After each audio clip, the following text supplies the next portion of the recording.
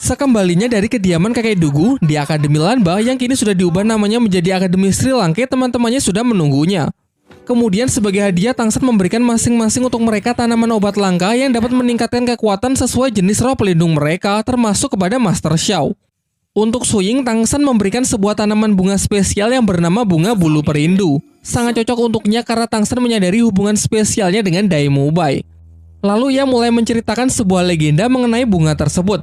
Dahulu kala ada seorang pemuda yang sangat menyukai berbagai macam bunga. Pemuda ini memiliki sebuah kebun bunga yang senantiasa ia jaga dan ia rawat sepenuh hati. Dari sekedar menyiraminya hingga bahkan sampai menyenandungkan nyanyian untuk bunga-bunganya tersebut setiap malam sembari menikmati indahnya rembulan. Kebersamaannya dengan bunga-bunga membuat hidupnya merasa sangat bahagia. Dan sebaliknya ia akan teramat sedih ketika ada bunga yang layu. Rasa cintanya ini menggerakkan hati dari sang Dewi Bunga yang tinggal di kerajaan langit. Sampai suatu ketika secara diam-diam beliau turun ke bumi untuk menemui si pemuda pencinta bunga lalu menikahinya. Namun sayangnya hubungannya tersebut tidak mendapatkan restu dari langit yang memiliki aturan bahwa dewi dan manusia tidak diperbolehkan menikah. Jelas mengetahui hal ini membuat Kaisar Langit begitu murka sehingga menarik sang dewi kembali ke alam surgawi dan takkan pernah mengizinkannya untuk turun ke bumi lagi. Sementara si pemuda yang kini telah kehilangan kekasihnya tentu merasa sangat sedih dan depresi sehingga hari-harinya yang suram melalaikan tugasnya untuk merawat bunga-bunga di kebunnya. Semakin lama kebunnya tersebut mulai hancur dan tanaman-tanaman yang dulu berseri perlahan juga mulai mati. Hingga suatu hari seorang kakek tua menemuinya dan menjelaskan bahwa sebenarnya bunga putih di kebun si pemuda merupakan jelmaan dari sang Dewi Bunga. Sehingga jika bunga sampai mati maka jiwa dari sang dewi juga akan lenyap. Mempercayai hal itu, si pemuda pun mulai sadar kesalahannya yang menelantarkan bunga-bunga di kebunnya. Ia pun mulai bangkit dan kembali merawat bunga-bunga di kebunnya tersebut.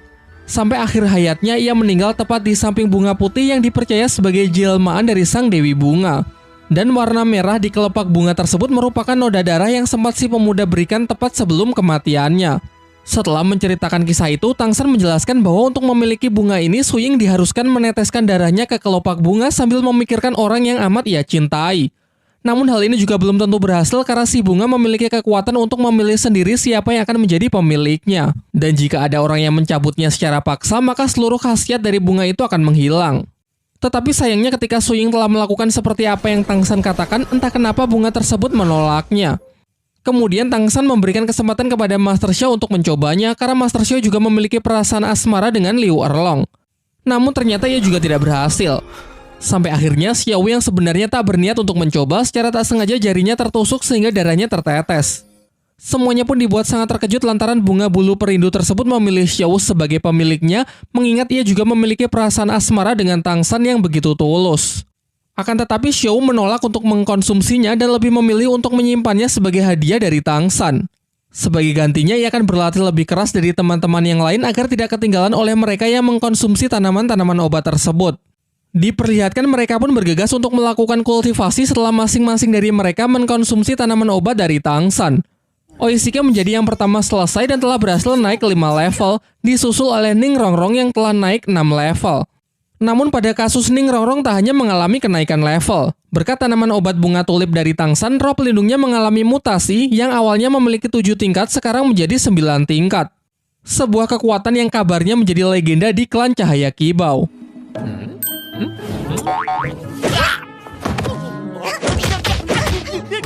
Di tengah kegembiraan mereka, tiba-tiba mata iblis ungu milik Tangsan lepas kendali, kekuatan penglihatannya meningkat pesat.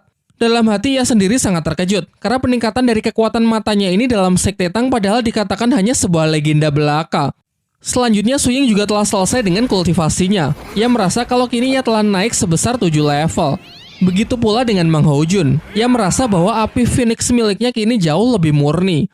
Dan yang terlihat paling heboh adalah peningkatan kekuatan dari Dai Mubai. Berkat tanaman bunga kerisan dari Tangsan, ia sekarang menembus batasan dari level 40 dan benar-benar siap untuk segera mengupgrade cincin rohnya. Sementara itu, Master Xiao juga dibuat sangat terkejut dengan khasiat dari tanaman Tangsan yang ia konsumsi. Seperti yang telah dijelaskan bahwa kekuatan roh pelindung Master Xiao mengalami mutasi yang membatasinya mentok berada di level 30. Namun sekarang batasan tersebut telah berhasil ia tembus sehingga ia punya harapan untuk meningkatkan levelnya lebih tinggi. Namun ia menjelaskan bahwa di usianya yang sekarang akan menjadi berat baginya untuk mengejar ketertinggalannya. Oleh karena itu ia tak berharap banyak dan menegaskan bahwa harapan terbesarnya kini berada pada murid-muridnya saja. Ketika hari sudah mulai gelap, para murid Sri Langke bergegas untuk kembali ke asrama. Tetapi di tengah jalan, Tang San merasakan ada sesuatu yang mencurigakan.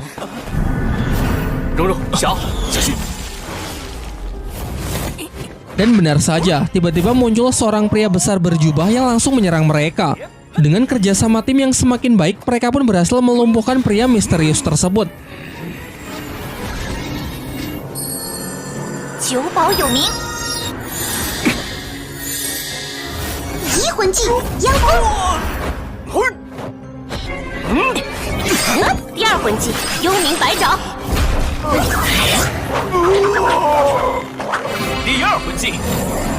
Namun ketika si pria sudah terdesak, akhirnya terungkap bahwa ia adalah Guru Zhao yang memang sengaja mengetes kemampuan para murid-muridnya. Ia mengatakan kalau dirinya sangat bangga menyaksikan kemajuan dari kemampuan dan kerjasama tim mereka. Tak lama setelah itu kemudian datang juga Flounder dan Master Xiao yang ternyata menjadikan pertarungan tadi sebagai taruhan. Keesokan paginya kakek Dugu bersama Duguyan datang ke akademi untuk menemui Tang San.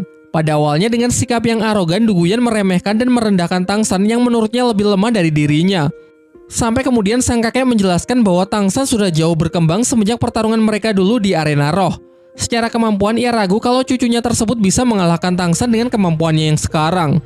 Selain itu ia juga mengkritik sikap Duguyan yang kekanak-kanakan, padahal secara usia Tang San lebih muda darinya namun sikapnya jauh lebih dewasa.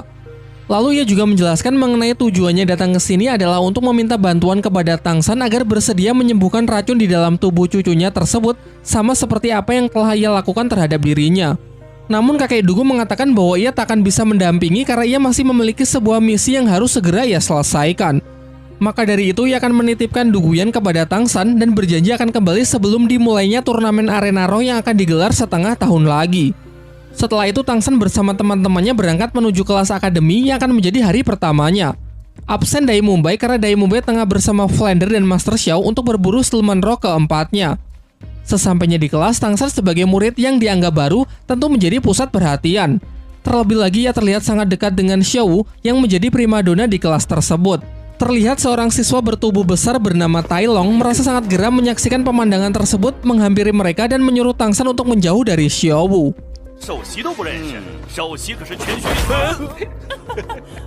Tai Long lalu menantang Tang San untuk bertarung 1 lawan 1. Jika Tang San menang, ia bebas duduk di samping Xiao. Namun jika kalah, maka Tang San harus pergi meninggalkan tempat ini. Tantangan tersebut pun Tang San terima. Tai Long kemudian menunjukkan kekuatan roh pelindungnya, yaitu King Kong Raja Hutan dengan level yang setara dengan Tang San.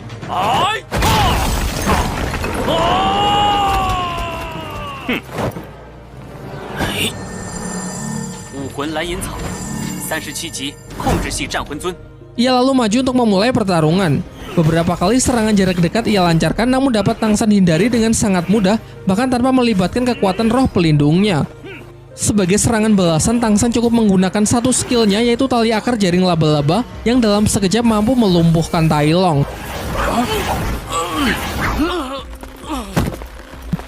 Tepat setelah itu, seorang guru datang dan langsung menyalahkan Tang San karena menindas teman sekelasnya di hari pertama. Tetapi dengan jantan, Tai Long mengakui kesalahannya dan mengatakan kalau ialah yang telah memulai terlebih dahulu. Setelah kelas berakhir, ternyata Tai Long masih belum terima dengan hasil pertandingan tadi pagi.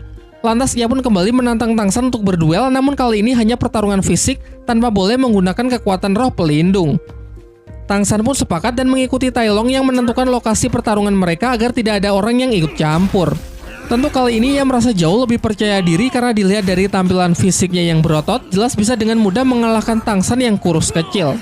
Namun lagi-lagi dugaannya tersebut salah besar. Dengan piawai, Tang San dapat mengatasi serangan dari Tai Long yang nampak hanya mengandalkan otot besarnya saja. Berulang kali ia mencoba, berulang kali pula ia mendapatkan pukulan dari Tang San. Sampai-sampai tubuhnya tak lagi sanggup berdiri sehingga mau tidak mau ia harus kembali mengakui kekalahannya. Kemudian saat Tang San dan Xiao jalan-jalan di kota untuk mencari makan siang, mereka malah menemukan 2 prajurit yang terbunuh di jalanan yang sepi. Dari simbol yang tertinggal mengingatkan Tang San dengan simbol sebuah tempat pelelangan di kota yang sebelumnya pernah ia lihat. Karena penasaran dengan apa yang sebenarnya terjadi di tempat pelelangan, ia bersama Xiao bergegas pergi ke rumah pelelangan tersebut. Di pintu masuk, mereka dihadang oleh para penjaga karena tidak memiliki kartu anggota. Dan jika harus membeli kartu anggota, ternyata harganya juga sangat mahal. Namun seorang wanita memberikan alternatif lain jika mereka tetap ingin masuk, yaitu mereka harus memiliki barang yang cukup berharga untuk bisa dilelang. Tang San yang sepakat lalu mengeluarkan salah satu senjata rahasianya untuk berpartisipasi dalam acara lelang. Si wanita lalu mengajaknya masuk untuk menemui salah seorang panitia guna memeriksa barang milik Tang San apakah value-nya memenuhi standar. Tang San kemudian menjelaskan bahwa senjata rahasianya itu disebut tembakan tanpa bayangan, merupakan senjata yang mengandung racun. Ia lalu juga memberikan contoh bagaimana cara penggunaannya. Peluru beracun pada senjata tersebut akan ditembakkan sebanyak 3 kali dengan sangat cepat, memiliki penetrasi yang begitu kuat, bahkan sanggup menembus baja yang memiliki ketebalan beberapa sentimeter. Menyaksikan hal itu, panitia lelang benar-benar kagum dan menyatakan kalau barang milik Tang San sudah memenuhi standar barang lelang di tempatnya yang bisa dibuka dengan harga 1.000 koin emas. Di ruang pelelangan, Tang San bertemu dengan 2 orang tamu lain yang bernama Ning Fengxi dan Chen Xin, di mana Ning Fengxi adalah pemimpin dari klan Cahaya Kibau sekaligus ayah dari Ning Rongrong, sementara Chen Xin adalah kakek angkatnya. Ning Fengxi lalu menjelaskan mengenai kebusukan dari tempat lelang ini yang melelang apa saja termasuk manusia. Bahkan para pelayan wanita di sini selain bertugas menyambut tamu juga diperjualbelikan. Masuk ke acara pelelangan, kali ini yang menjadi objek lelang adalah seorang gadis yang roh pelindungnya mengalami mutasi, sehingga mengubah penampilannya menjadi sosok unik menyerupai kucing. Pada awalnya, Xiao yang emosi hendak menggunakan cara kekerasan untuk membebaskan gadis kucing tersebut. Namun Ning Fengxi yang juga ingin menyelamatkan si gadis menggunakan cara sesuai aturan, yaitu dengan melemparkan harga tertinggi. Pihaknya sempat bersaing dengan tamu lain yang merupakan salah satu anggota bangsawan kerajaan Tiando yang pernah menyulitkan orang-orang Sri Lanka di Akademi Tiando. Tetapi pada akhirnya Ning Fengxi berhasil menang setelah memberikan harga yang terbilang tidak masuk akal. Selanjutnya tibalah senjata rahasia milik Tang San yang menjadi objek barang lelang. Ning Fengxi yang merasa tertarik dengan kehebatan senjata tersebut memutuskan untuk mengambilnya dengan harga yang juga sangat mahal. Tentu saja karena klan Cahaya Kibau masuk dalam kategori 3 klan terkaya di dunia Daoluo. Sampai-sampai tak enak sendiri karena barangnya dihargai begitu mahal, Tang San memberikannya bonus yaitu sebuah busur kecil yang juga merupakan salah satu senjata rahasia ciptaannya. Sementara itu, ayah Tai Long yang mendengar kabar kalau putranya dihajar habis-habisan oleh siswa lain merasa tak terima dan berniat datang ke akademi untuk membuat perhitungan. Terlihat wajah Tai Long yang merasa malu dengan sikap ayahnya sendiri yang masih menganggapnya sebagai anak kecil. Singkat cerita, setelah acara pelelangan berakhir, Tang San dan Xiao kembali ke akademi. Namun di depan gerbang, Tai Long bersama sang ayah telah menunggunya. Ayah Tai Long lalu mengatakan kalau ia tak terima putranya dipukuli oleh Tang San sehingga ia ingin memberinya pelajaran. Ayah Tai Long dengan cepat langsung melancarkan serangannya yang begitu kuat padahal masih belum mengeluarkan kekuatan roh pelindungnya. Teknik yang sebelumnya Tang San gunakan untuk melumpuhkan Tai Long nampaknya sama sekali tidak berguna di hadapan ayahnya.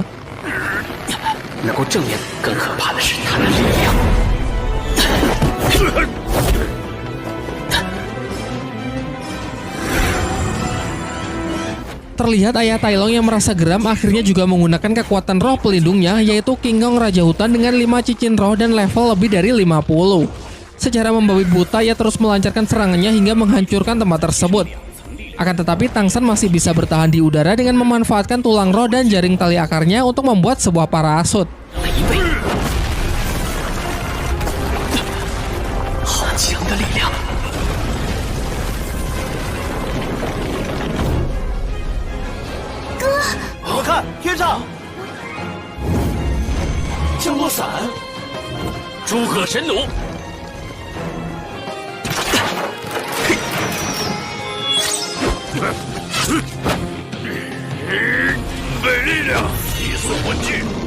Sampai ketika ayah Tai Long berniat mengeluarkan skill ultimate-nya, Tang San dalam sekejap mendekatinya dari belakang lalu menyerangnya dengan racun tulang rohnya.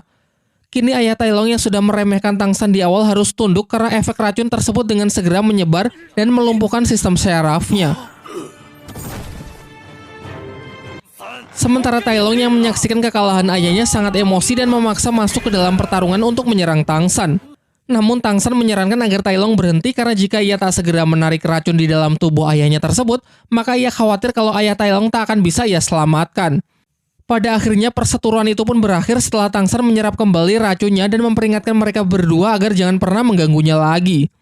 Sin kemudian beralih memperlihatkan Ning Rongrong yang berkunjung ke rumahnya yaitu sekte klan Cahaya Kibau mengingat kerajaan Tiando dan sektenya secara geografis cukup berdekatan. Selain Ning Fengxi yang merupakan ayahnya dan Chen Xin sebagai kakek angkatnya, kita diperlihatkan karakter baru yang juga merupakan kakek angkatnya bernama Gurong. Diceritakan kalau Chenshin dan Gurong ini adalah Master Roh bergelar Doluo level 95 yang menjadi rival abadi, baik dari segi kekuatan roh maupun dalam memperebutkan kasih sayang dari cucu angkatnya tersebut. Kemudian Ning Rongrong menceritakan bahwa kini ia sudah berada di level 37 karena selama di Akademi Sri Lanka ia sudah berlatih keras hingga berhasil naik 10 level hanya dalam waktu 1 tahun. Ia juga menceritakan mengenai tanaman obat bunga tulip yang ia dapat dari teman sekelasnya bernama Tangsan yang berperan besar dalam kemajuannya karena setelah mengkonsumsi bunga tersebut levelnya bisa naik secara signifikan. Selain itu, kini roh pelindungnya juga telah mengalami mutasi dari yang awalnya pagoda 7 tingkat menjadi 9 tingkat. Hal ini membuat Ning Fengxi benar-benar terkejut karena pagoda 9 tingkat selama ini hanya menjadi kekuatan legenda bagi sektenya. Berkat pencapaian putrinya yang begitu luar biasa, Ning Fengxi lalu menghadiahkan senjata rahasia yang ia dapat dari tempat pelelangan sebelumnya. Namun Ning Rongrong yang merasa tidak familiar dengan senjata tersebut bertanya bagaimana ayahnya bisa mendapatkan senjata rahasia ciptaan dari Tangsan, teman sekelasnya. Ia lalu menunjukkan senjata yang sama dan mengatakan kalau ia juga punya beberapa koleksi yang lain yang jauh lebih hebat. Untuk membuktikan betapa hebatnya senjata rahasia buatan Tangsan, Ning Rongrong mengajak mereka keluar untuk mempraktekannya. Kakek Chenshin lalu maju untuk menjadi sukarelawan. Dengan statusnya sebagai Master Roh bergelar Doluo, ia meyakinkan cucunya kalau dirinya tidak akan apa-apa. Senjata rahasia pertama adalah busur tanpa suara. Meski dapat ditangkis dengan pedang roh miliknya, kakek Chenshin bisa merasakan kalau tembakan dari senjata tersebut benar-benar kuat.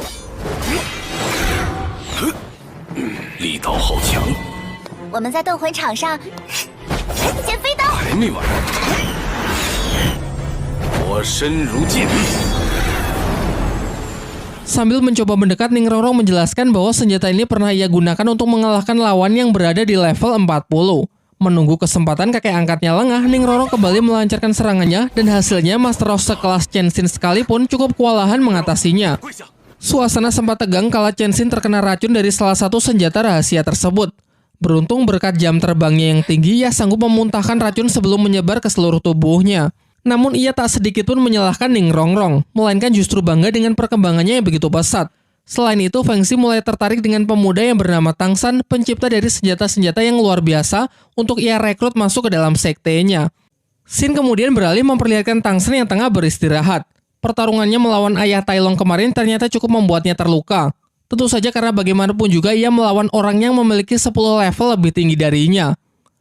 Di hari keduanya masuk di akademi, Tangsan menjadi pusat perhatian anak-anak lain karena kehebatannya mengalahkan ayah Tai Long kemarin. Tetapi saat akan menuju kelas, seorang siswa tiba-tiba datang menghampirinya dan mengabarkan bahwa kakek Tai Long yang merupakan ketua sekte Tai datang ke akademi untuk mencari orang yang telah menghajar putra dan cucunya. Jelas ia jauh lebih kuat dari ayah Tai Long karena kakek ini adalah Master Roh bergelar Doluo yang telah mencapai level lebih dari 80. Namun karena perbedaan level yang teramat jauh, kakek Tai Long tidak menantang Tangsan untuk bertarung, melainkan memberinya sebuah tantangan. Jika Tangsan mampu bertahan di bawah tekanan kekuatan rohnya sebelum satu dupa terbakar habis, maka putra dan cucunya akan ia perintahkan untuk meminta maaf kepada Tangsan, serta menganggap masalah sudah selesai. Namun jika Tangsan tidak mampu bertahan, maka Tangsan harus bersedia bergabung dengan sektenya. Sebelum tantangan diterima, Oishike menyela dengan mengatakan kalau apa yang mereka pertaruhkan ini tidak adil bagi Tangsan.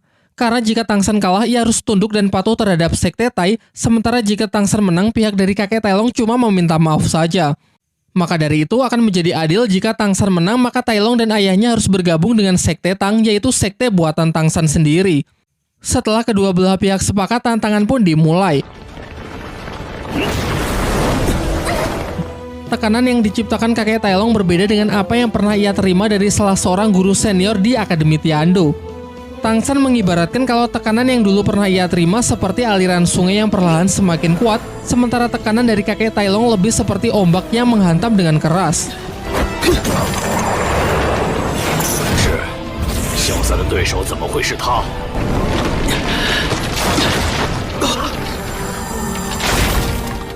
Dari kekuatan roh rumput biru perak hingga tulang roh laba-laba masih belum cukup untuk menahannya. Xiaowu yang cemas membawa Guru Zhou untuk menghentikan mereka. Namun Guru Zhou juga tidak bisa berbuat apa-apa karena lawan Tangsan memiliki kekuatan yang jauh lebih kuat dari dirinya. Di bawah tekanan yang semakin menggila, Tangsan yang tidak punya pilihan lain mencoba menahannya dengan kekuatan roh pelindung palu Houdian di tangan kirinya yang selama ini ia selalu sembunyikan.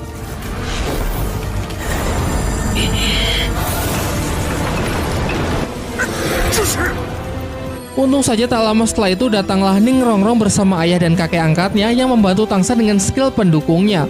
Sementara si kakek Taelong benar-benar dibuat terkejut dengan roh kedua milik Tangshan yang baginya tidak familiar. Setelah memastikan bahwa Tangshan memang merupakan putra dari Tang Hao, ia pun memanggilnya Tuan Muda dan bergegas memberinya hormat.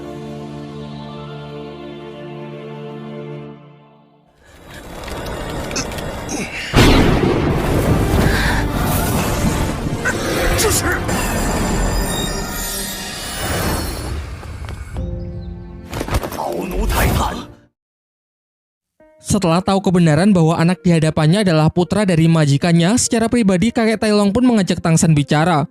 Tangshan lalu memberikan surat yang ditinggalkan ayahnya sebelum pergi pada 8 tahun yang lalu dan menceritakan kalau sejak kecil ia sudah tinggal dengan ayahnya di sebuah desa kecil. Ayahnya berprofesi sebagai satu-satunya pandai besi di sana dan memiliki kebiasaan mabuk-mabukan. Mendengar itu kakek Taelong pun sangat sedih mengingat tuannya tersebut adalah seorang master roh terkuat yang sudah banyak berjasa bagi ia dan sektenya. Ia juga menjelaskan bahwa dulu sekte Tai adalah bagian dari sekte Hao Tian yang dipimpin oleh ayah Tangshan. Namun karena suatu alasan sekte Tai memisahkan diri dan berdiri sendiri di kerajaan Tiandou. Namun di sini kakek Taelong tidak bisa cerita banyak karena menurutnya Tang Hao lah yang berhak menceritakan semuanya kepada Tangshan. Tetapi yang perlu diingat ayah Tangshan merupakan master roh terhebat. Kakek Taelong kemudian menyatakan bahwa seluruh anggota sekte Tai siap mengabdikan dirinya untuk Tangshan sebagai putra dari Tang Hao. Setelah menemui kakek Taelong, Tangshan pergi menemui Feng Zi yang sudah menunggunya. Ternyata ia juga sangat terkejut setelah tahu bahwa Tangshan adalah putra dari Tang Hao yang merupakan teman lamanya. Namun sama halnya dengan kakek Taelong, Feng Zi juga enggan menceritakan banyak karena menghormati Tang Hao yang pastinya punya alasan tersendiri untuk menyembunyikan identitasnya dari Tangshan. Beralih membicarakan mengenai senjata rahasia. Awalnya Feng Zi menawarkan harga tinggi untuk membeli desain serta rancangan yang dimiliki oleh Tangshan.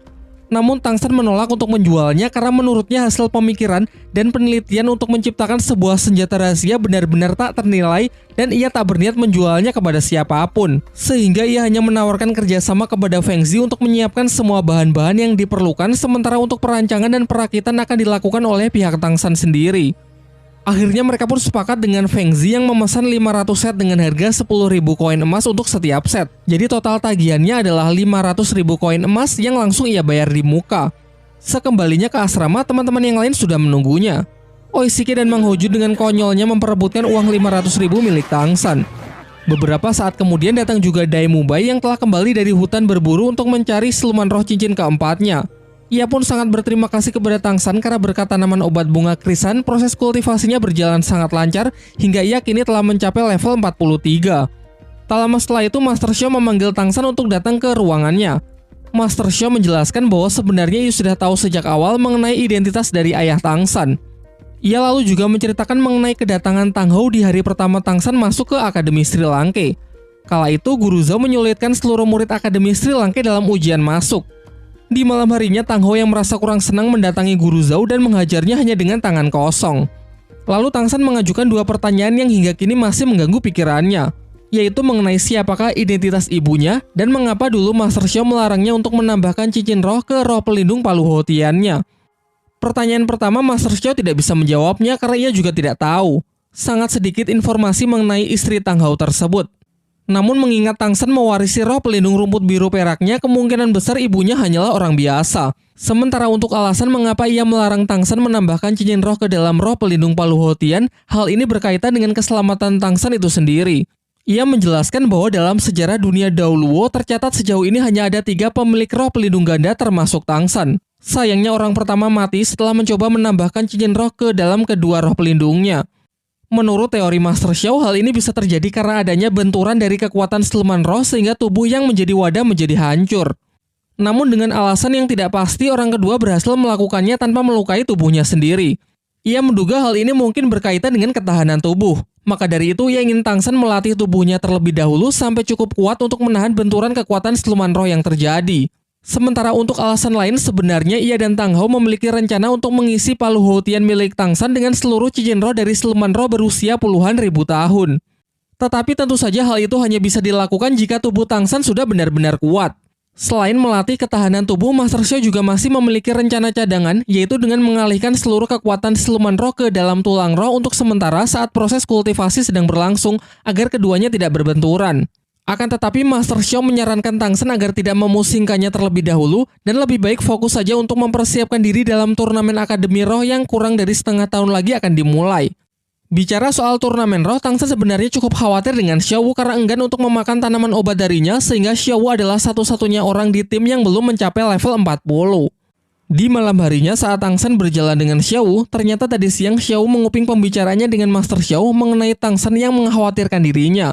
Untuk meyakinkan Tang Sen kalau ia tidak akan menjadi beban tim, Xiao pun menantangnya untuk berduel 1 lawan 1.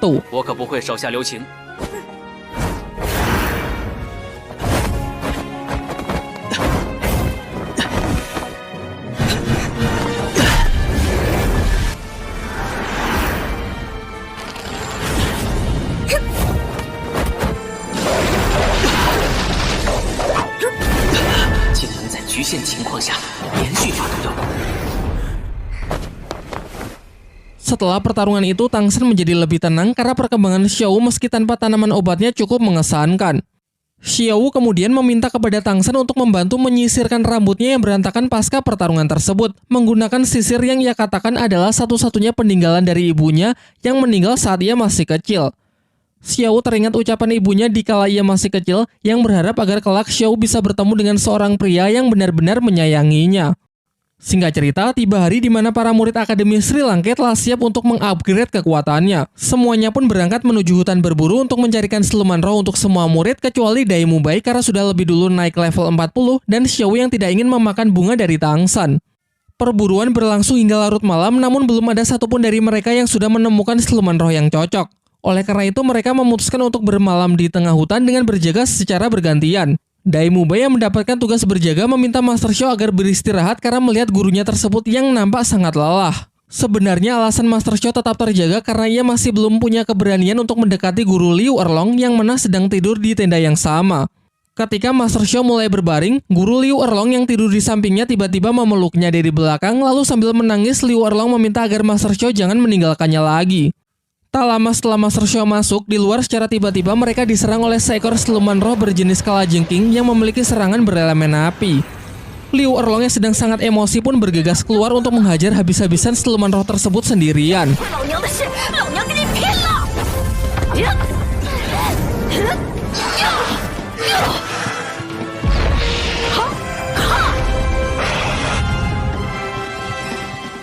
Dari sini untuk pertama kalinya kita diperlihatkan kekuatan asli dari guru Liu Erlong. Salah satu skill terkuat dari cincin roh ketujuhnya pun ia tunjukkan yaitu monster berwujud naga api biru. Bahkan karena saking mengamuknya, Flander pun berpikir kalau Liu Erlong terlalu berlebihan dalam menggunakan kekuatannya padahal lawannya hanya siluman roh berusia 4000 tahun.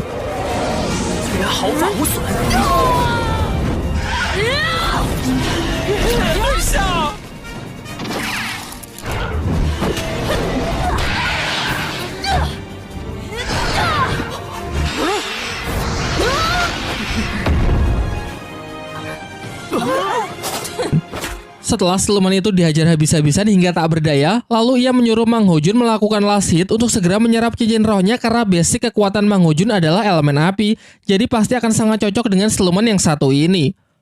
Semalaman si gendut berkultivasi untuk menyerap cincin roh keempatnya, dan kini ia telah berhasil mengunlock skill keempatnya, yaitu ledakan bola api magma. Setelah itu mereka bergegas untuk melanjutkan pencariannya menyusuri hutan. Dan tiba-tiba dalam perjalanan mereka dikepung oleh asap merah muda yang beracun. Untung saja Tang Sen memiliki bunga yang mengeluarkan aroma pengusir racun untuk melindungi semuanya. Dengan mata iblis ungunya ia dapat melihat bahwa ternyata mereka telah dikepung oleh ribuan kalajengking merah muda, jenis siluman roh dengan racun mematikan dan selalu melakukan penyerangan secara berkelompok bersama sang ratu kalajengking yang bertindak sebagai pemimpin. Mereka menduga kalau ratu kalajengking ini mungkin adalah pasangan dari kalajengking api yang mereka kalahkan semalam. Sehingga sang ratu kini merasa sangat marah dan ingin menuntut balas. Karena dinilai terlalu berbahaya, pihak Sri Lanka pun memutuskan untuk melarikan diri menggunakan sosis terbang milik Oishike.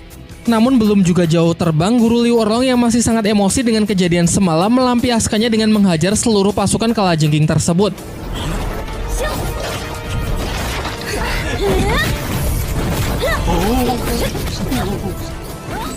Para kalajengking kecil berhasil dipukul mundur hingga sang ratu kalajengking sendirilah yang turun tangan. Sementara pihak Sri Lanka memerintahkan Tangsan dan Mang Hojun maju menggunakan serangan kombinasi, sekalian untuk mencoba seberapa kuat skill baru dari pemilik roh pelindung burung phoenix tersebut.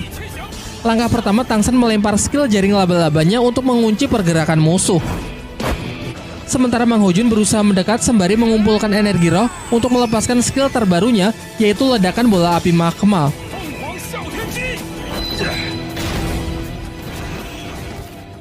Ternyata ledakan yang dihasilkan benar-benar kuat, yang dikatakan lebih kuat dari skill pukulan gelombang udara milik Dai Mubai. Tetapi di balik kekuatannya yang sangat besar, Master Xiao mengungkapkan beberapa kelemahan dari skill Mang Hojun tersebut. Yang pertama, skill itu tidak memiliki kemampuan untuk mengunci pergerakan target sehingga akan mudah dihindari oleh lawan yang mempunyai kecepatan tinggi. Sangat dibutuhkan partner tipe pengendali seperti Tangsan untuk tetap menjaganya karena Mang Hojun harus mendekat sedekat mungkin dengan target untuk melepaskan serangannya. Selain itu, yang menjadi kelemahan kedua adalah konsumsi energi yang begitu besar, bahkan hampir 50%, jadi akan sangat beresiko karena jika skillnya mengalami miss, maka dengan mudah lawan bisa melancarkan serangan balasan. Setelah lawan berhasil dilumpuhkan, Master Xiao menyuruh Oishike untuk menyerap cincin roh dari siluman Ratu Kalajengking tersebut. Sembari menunggu, Flander bertanya kepada Master Xiao kapan waktu yang tepat untuk mulai menambahkan cincin roh ke dalam palu Houtian milik Tangsan. Menurut Master Xiao, agar lebih aman setidaknya ia harus menunggu sampai Tangsan mencapai level 80. Di samping itu, Master Xiao juga berencana menemui seseorang untuk menanyakan perihal masalah tersebut kepada seorang Master Roh yang juga memiliki roh pelindung ganda. Singkat cerita, tak butuh waktu lama, Oishike telah selesai dengan proses penyerapannya. Skill keempat yang ter-unlock adalah sosis pembakar semangat, di mana orang yang memakannya akan mengalami peningkatan kekuatan sebesar 10% selama 5 menit, baik kekuatan fisik maupun kekuatan roh pelindung. Awalnya teman-temannya berpikir kalau hanya 10% maka pasti tidak akan terlalu berpengaruh. Namun Master Xiao menjelaskan bahwa jika skill tersebut digunakan pada timing yang tepat, maka pasti akan menjadi sangat powerful. Mirip dengan skill tim yang pernah mereka kalahkan sewaktu mengikuti pertarungan arena roh. Tetapi bedanya, skill dari Oishike ini tidak memiliki efek samping yang berbahaya. Selain itu, benefit lain yang didapat yaitu bisa kebal terhadap beberapa jenis racun dan sanggup menangkal lawan tipe hipnotis seperti skill kedua milik Xiaowu. Setelah itu, perjalanan kembali dilanjutkan. Sayangnya mereka tak kunjung menemukan siluman roh yang sesuai. Tangsan lalu mengeluarkan bunga ungu yang sebenarnya tak ingin ia gunakan. Bunga ini bisa menyebarkan aroma untuk memancing siluman roh agar mendekat. Namun bahayanya, kemungkinan tak cuma satu siluman roh yang akan datang, melainkan bisa saja sekelompok siluman yang sangat kuat. Untuk mengantisipasi kemungkinan terburuk, Master Xiao berencana untuk menciptakan sebuah perangkap, yaitu dengan meletakkan bunga tersebut di ruang terbuka sebagai umpan dan akan memanfaatkan area beracun untuk menjadi tempat berlindung jika siluman roh yang datang sangat kuat dan sampai tak bisa diatasi. Sementara untuk kekebalan tubuh, Tangsan memberi semuanya pil khusus yang memiliki efek anti racun selama 1 hari. Siluman roh pertama yang terpancing datang adalah siluman harimau malam. Mereka pun bekerja sama untuk memburunya karena pasti siluman jenis ini akan sangat cocok untuk Suying.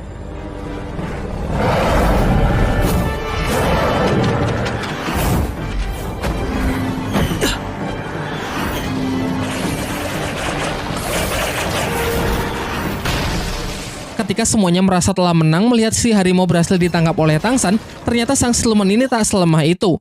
Makhluk tersebut kembali menyerang dengan kemampuan unik, yaitu bisa membuat bayangan pengecoh.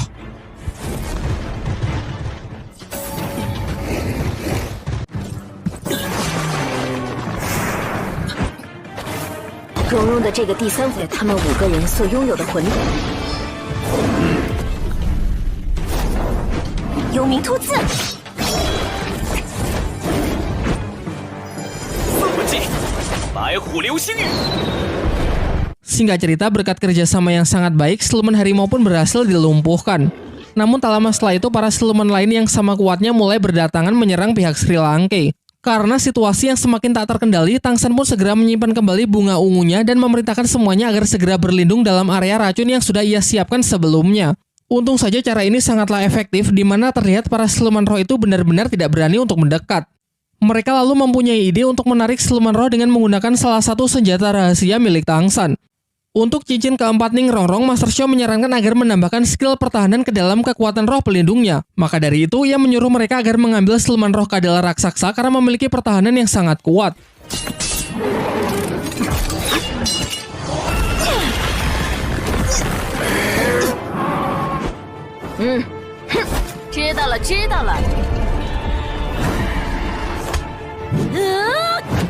Upayanya berjalan lancar, siluman kadal itu berhasil mereka lumpuhkan.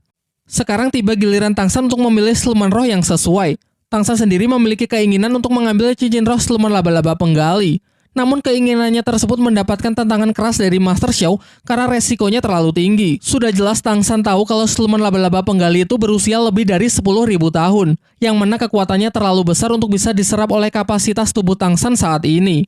Ia menyarankan agar Tangsan mengambil siluman laba-laba berwajah manusia saja yang berusia 6.000 tahun karena menurut Master Xiao itu sudah lebih dari cukup. Tetapi Tangsan yang sangat ambisius tetap ingin mengambil siluman pilihannya sendiri. Ia meyakinkan para gurunya bahwa ia harus mendobrak batasannya mengingat lawan yang nantinya mereka hadapi dalam turnamen Akademi Roh pasti akan sangat kuat. Dan jika ia tak mempersiapkan diri dari sekarang, maka ia tak yakin akan bisa bertahan. Semuanya pun sudah tidak bisa berkata apa-apa lagi dan hanya bisa percaya dengan keyakinan yang dimiliki oleh Tangsan. Kemudian Guru Zhao dan Flander secara bersamaan mengarahkan senjata ke siluman tersebut. Namun ternyata siluman itu cukup pintar yang mana ia sengaja menangkisnya dengan jaring untuk menangkap pihak Tangsan.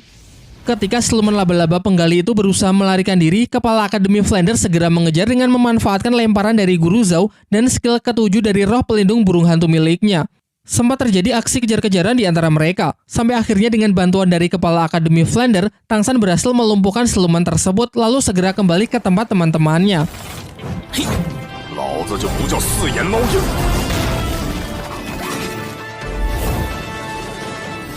Sementara itu di tempat teman-temannya, siluman laba-laba berwajah manusia ternyata mengamuk dan berhasil menyerang Xiao Wu.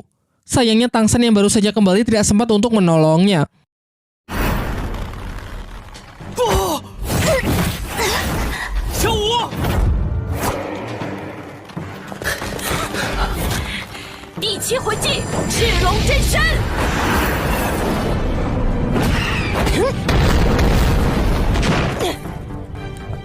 Melihat Xiao Wu yang dibuat terluka parah, Tangsan yang sangat emosional mendekati sang siluman yang sudah tidak berdaya, kemudian menyerap seluruh energi roh dari siluman itu, yang mana ini merupakan kemampuan lain dari tulang roh milik Tangsan.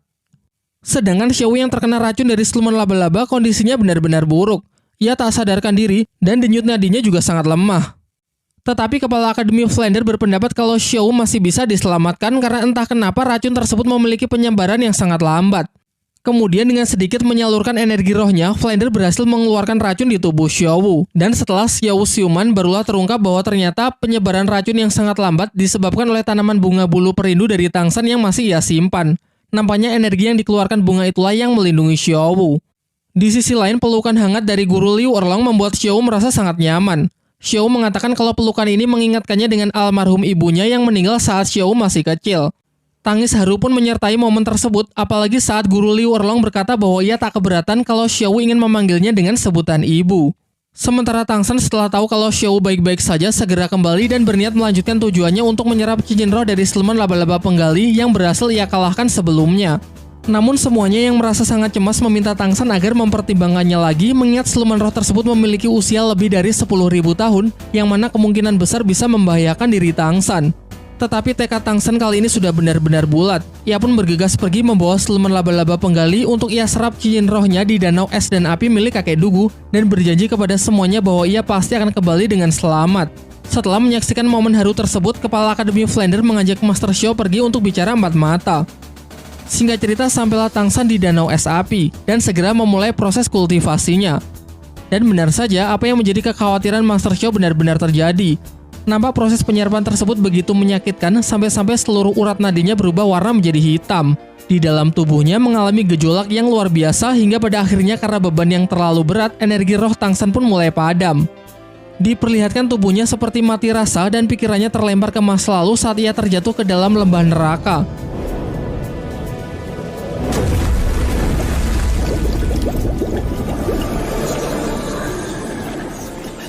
Namun dikala jiwanya ditarik oleh kegelapan dan kesadarannya mulai hilang, ia teringat dengan teman-temannya di Akademi Sri Lanka, khususnya Xiao Wu, yang mana ia masih memiliki janji untuk selalu menjaganya. Seketika dirinya pun mulai bangkit dan mulai berhasil menyelesaikan proses kultivasinya dan berhasil mendapatkan cincin roh keempatnya. Sementara itu, Flander yang mengajak bicara empat mata Master Xiao mengatakan kalau Master Xiao ini benar-benar keterlaluan menggantungkan perasaan dari Liu Erlong yang padahal sudah menunggunya selama lebih dari 20 tahun. Namun Master Xiao menjelaskan kalau dirinya juga tidak bisa berbuat apa-apa. Sebenarnya jauh di lubuk hati ia juga masih sangat mencintai Liu Erlong. Tetapi di sisi lain ia takut kalau hubungannya tersebut akan banyak mendapatkan hujatan dari netizen. Kemudian Flander kembali menasihatinya dengan mengatakan kalau omongan netizen tidak perlu dipikirkan. Terobos aja lah anjing, jika bukan karena lo sahabat gue pasti cewek itu sudah gue sikat. Singkat cerita, setelah mendengar wejangan dari kepala Akademi Flander, Master Shao pun mulai sadar dan segera berlari kembali ke tempat Liu Erlong lalu memeluknya dengan erat. Ia lalu meminta maaf karena sudah membuatnya lama menunggu dan berjanji bahwa ia tak akan pernah meninggalkannya lagi. Xiao yang menyaksikan keuuan itu menjadi iri yang mengingatkannya dengan Tang San. Karena merasa semakin cemas, ia kemudian bergegas pergi untuk melihat kondisinya. Dan tentu ia berhasil bertemu dengan Tang San yang mana sudah selesai dengan proses kultivasinya. Tang San lalu mengajak Xiao berkeliling menyaksikan keindahan hutan dari udara dengan menggunakan parasut rumput biru peraknya. Singkat cerita, setelah puas berkeliling, semua yang penasaran meminta Tang San untuk menunjukkan skill baru yang ia dapat dari cincin siluman roh puluhan ribu tahun. Skill keempatnya, Tang San beri nama kandang rumput biru perak. Dengan skill tersebut dalam sekejap ia sanggup mengurung target yang ia kehendaki. Meskipun ketahanan dari kurungan itu memang tidak terlalu kuat, namun memiliki kemampuan untuk menangkap beberapa lawan sekaligus sehingga akan sangat cocok jika dikombinasikan dengan tipe penyerang seperti Phoenix Api milik Mang Houjun. Bahkan Master Shao berpendapat bahwa skill seperti ini biasanya hanya didapat oleh Master Roh tipe pengendali yang telah mencapai level lebih dari 50. Kini kecuali Xiao, semuanya pun telah mendapatkan cincin roh siluman keempatnya. Kepala Akademi Flander kemudian menginfokan kalau turnamen Akademi Roh akan dimulai dalam 5 hari lagi, sehingga semuanya diminta untuk kembali ke Akademi agar bisa mempersiapkan diri. Keesokan harinya, Master Shao memperkenalkan 4 murid yang akan menjadi pemain cadangan dari tim Akademi Sri Lanka dalam turnamen, mengingat jadwal turnamen yang akan sangat padat dan munculnya berbagai musuh yang pasti akan sangat bervariasi. Murid pertama bernama Huang Yuan, level 35 dengan roh pelindung serigala tipe fighter. Yang kedua bernama Jingling, level 35 dengan roh pelindung tengkorak. Ketiga bernama Jiang Zhu, level 35 dengan roh pelindung healing tipe support. Dan terakhir adalah Tai Long, tipe penyerang yang sudah pernah kita lihat sebelumnya. Master Shao kemudian menjelaskan berbagai aturan yang diberlakukan selama mengikuti turnamen Akademi Roh. Turnamen ini diselenggarakan oleh 3 kerajaan besar, yaitu Kerajaan Tiando, Kerajaan Xingluo, dan Balai Roh Pelindung. Dalam babak penyisian terdapat ratusan tim dari berbagai akademi yang memperebutkan posisi 30 besar. Namun tim dari ketiga kerajaan yang telah disebutkan tadi berhak melewati babak penyisian sehingga bisa langsung masuk menjadi 33 besar untuk bertarung di babak penentu. Di sepanjang pertarungan dilarang membunuh satu sama lain dan tidak diperbolehkan menggunakan senjata selain kekuatan roh pelindung, yang mana hal ini berarti senjata rahasia milik Tang San juga tidak boleh digunakan. Setelah menjelaskan aturan dalam turnamen, Master Shao menyarankan agar para murid tidak menunjukkan seluruh kemampuannya di awal mengingat jalannya turnamen yang akan berlangsung sangat panjang. Untuk Ning Rongrong, Master Shao menyuruhnya agar tidak ikut bertarung di awal dengan alasan karena ia ingin memberinya pelatihan khusus terlebih dahulu. Dan untuk selebihnya, ia menyerahkan urusan penyusunan strategi bertarung kepada para murid itu sendiri. Tak lama setelah itu, Kepala Akademi Flander datang dengan membawa seragam akademi yang ia desain sendiri untuk nantinya dipakai oleh para murid dalam mengikuti turnamen. Semuanya pun mengeluhkan seragam tersebut karena memiliki desain yang sangat norak. Namun karena sudah terlanjur dibuat, mau tidak mau mereka harus tetap mengenakannya. Singkat cerita, hari turnamen pun telah tiba. Babak penyisian yang ditampilkan kali ini diselenggarakan di Kerajaan Tiando yang diikuti oleh 28 tim dari berbagai akademi. Setidaknya babak penyisian diadakan di 6 tempat berbeda, mengingat ada ratusan jumlah tim yang berpartisipasi. Nantinya dari 28 tim di sini akan diambil 5 tim terbaik, sehingga total akan ada 30 tim yang akan maju di babak penentu, tidak termasuk 3 tim dari 3 kerajaan besar, yang mana memang dibebaskan dari babak penyisihan. Diperlihatkan banyak wajah lama yang hadir dalam acara tersebut, seperti kepala desanya Tang San, Meng Yiran bersama kakek neneknya, tim badak yang dulu pernah Tang San kalahkan, dan masih banyak lagi. Di menara paling atas terdapat 3 tamu undangan terhormat yang memberikan sambutannya dalam pembukaan turnamen Akademi Roh terbesar di dataran Daoluo tersebut. Yang pertama ada Ning Fengzi, pemimpin dari sekte klan Cahaya Kibau yang sekaligus ayah dari Ning Rongrong. Kemudian ada Master Roh perwakilan dari Kerajaan Balai Roh Pelindung yang bernama Salas. Dan tentu saja yang berada di tengah adalah Sang Kaisar dari Kerajaan Tiando. Terlihat banyak tim dari berbagai akademi elit yang memasuki acara. Setelah Kaisar Kerajaan Tiando membuka turnamen melalui sambutannya, semua tim pun diarahkan menuju gedung yang akan menjadi arena pertarungan mereka. Jenis pertarungan kali ini adalah pertarungan 7 lawan 7. Tamu undangan perwakilan dari Balai Roh Pelindung yang bernama Salas maju untuk mengundi tim mana yang akan bertarung terlebih dahulu. Setelah pengundian dilakukan, beberapa pasang tim disebut untuk saling berhadapan di putaran pertama. termasuk tim Akademi Sri Lanka yang harus menghadapi tim kedua dari Akademi Tiando. Namun yang perlu diingat, mereka ini bukan tim yang dulu pernah dilawan oleh Tangsan ya. Kalau kalian masih ingat, kerajaan Tiando itu memiliki 2 kuota untuk mengikuti turnamen. Tim utama yang diketuai oleh Yu Tianfeng mendapatkan prioritas, yaitu bebas dari babak penyisihan. Sementara tim keduanya ini harus mengikuti babak penyisihan seperti kebanyakan akademi lain. Sebelum memasuki arena, Kepala Akademi Flander memberi challenge kepada murid-muridnya untuk menyelesaikan pertarungan dalam waktu 1 menit. Penyusunan strategi dipercayakan kepada Tangsan. Dalam pertarungan kali ini, ia memutuskan untuk memakai dirinya, Xiao Wu, Dai Mumbai, serta keempat murid cadangan yang direkomendasikan oleh Master Xiao. Kedua tim pun maju memasuki arena. Seluruh dukungan dari para penonton diberikan kepada tim kedua Akademi Tiando, sementara pihak Tangsan hanya mendapatkan dukungan dari teman-teman dan para gurunya saja. Setelah mendapatkan aba-aba dari wasit, semuanya pun menunjukkan cincin rohnya. Dan tentu saja cincin roh keempat Tangsanlah yang paling mengejutkan karena berasal dari siluman berusia puluhan ribu tahun. Di kursi para tamu undangan, Ning Fengzi mengatakan kepada Kaisar bahwa tim Tangsanlah yang menurutnya berpotensi besar menjadi pemenang, yang mana putrinya juga tergabung di dalamnya. Ia juga menceritakan bahwa tim tersebut dulu pernah menawarkan diri untuk bergabung dengan Akademi Tiando, namun tawarannya ditolak oleh salah seorang anggota bangsawan. Kembali ke dalam arena, serentak seluruh anggota tim Akademi Tiando maju untuk melancarkan serangan. Sementara di pihak Sri Lanka hanya mengirim 3 penyerang untuk mengatasinya, yaitu Dai Mumbai, Huang Yuan, dan Tai Long. Pertempuran yang sangat sengit disajikan meskipun jelas pihak Dai Mumbai kalah jumlah. Sampai akhirnya Dai Mumbai kewalahan juga sehingga tertangkap oleh salah satu skill lawan. Ketika tim Tiando merasa bahwa mereka telah menang, dugaannya 100% salah. Justru merekalah yang masuk ke dalam perangkap yang memang sudah Tangsan rencanakan dari awal. Terlihat tak ada satupun anggota tim Tiando yang lolos dari skill keempat milik Tangsan. Ditambah lagi Dai Mumbai di atas juga sudah siap untuk menyerang. Ternyata ketidakmampuannya meloloskan diri hanyalah sandiwara untuk menurunkan kewaspadaan lawannya.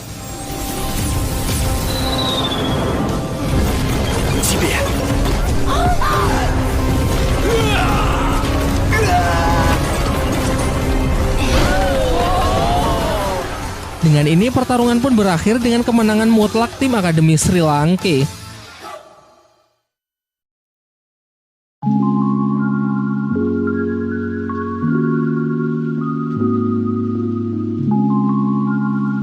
Nah, itulah tadi plot cerita Donghua Shaolin di beberapa episodenya. Sekarang saatnya kita membahas detail menarik, memberikan opini serta penilaian pribadi. Kita mulai saat Tangsan memberikan bunga bulu perindu kepada Su Ying. Karena di antara semua bunga sakti yang ia miliki, hanya bunga tersebutlah yang butuh perlakuan khusus yang mana hanya bisa dimiliki oleh orang yang sedang jatuh cinta, dan Tangsan melihat itu di dalam hubungan antara Su Ying dan Dai Mumbai. Sebelum bunga diberikan, Tangsan menceritakan kisah dari seorang manusia yang jatuh cinta dengan Dewi Kayangan. Ini memanglah sebuah kisah yang mainstream mengenai cinta terlarang antara makhluk yang memiliki dunia berbeda. Namun sebenarnya kisah tersebut jauh lebih relate dengan cerita Xiao Wu, di mana seperti yang kita tahu bahwa Xiao Wu adalah siluman roh yang telah berevolusi menjadi manusia.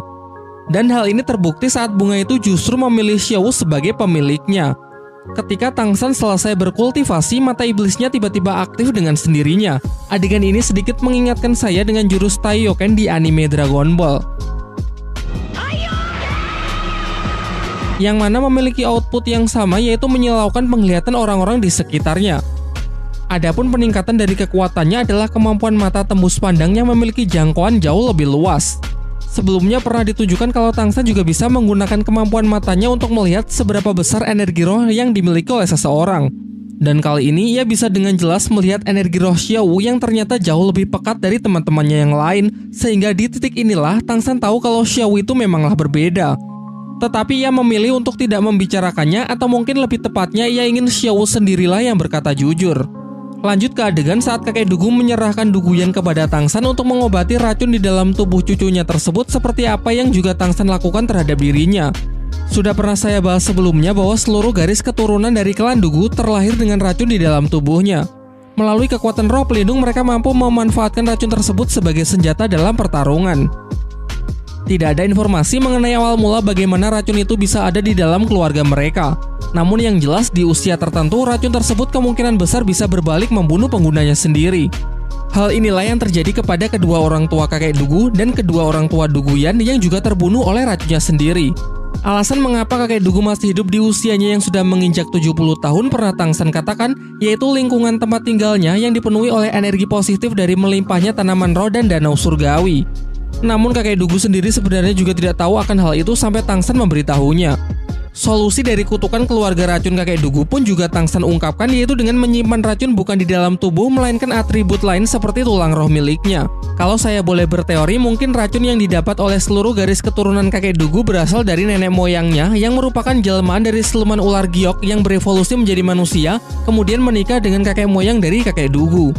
Seperti yang kita tahu bahwa jenis roh pelindung bisa didapat melalui garis keturunan. Seperti halnya Tangsan yang mewarisi kekuatan rumput biru perak dari ibunya yang merupakan siluman roh rumput biru perak.